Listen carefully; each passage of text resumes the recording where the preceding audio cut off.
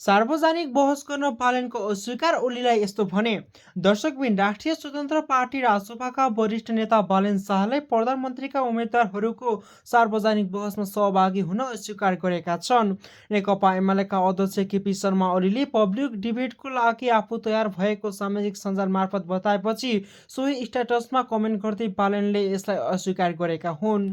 ओलीले लेखेको स्ट्याटसमा कमेन्ट गर्दै बालेनले 76 जना बच्चाको हत्यारा र उसको मतियारसँग एउटै मञ्चमा उभिनु भनेको म पनि त्यसमा सामेल भएको बुझिन भन्दै बहसमा नबस्ने बताएका छन्। बालेनले लेखेका छन्, आफूले देश चलाउनेको रूपमा स्वीकारेको ठिकै छ। हुन पनि नेताहरूको घर कता कता छन् तपाईँहरूलाई नै थाहा थियो।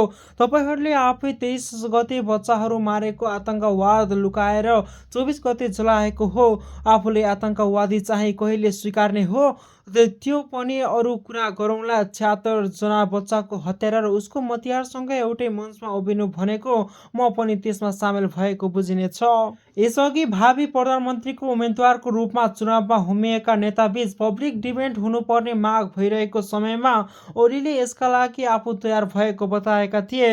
यस विषयमा नेपाली काङ्ग्रेस सभापति गगन थापाको अहिलेसम्म कुनै प्रतिक्रिया आएको छैन।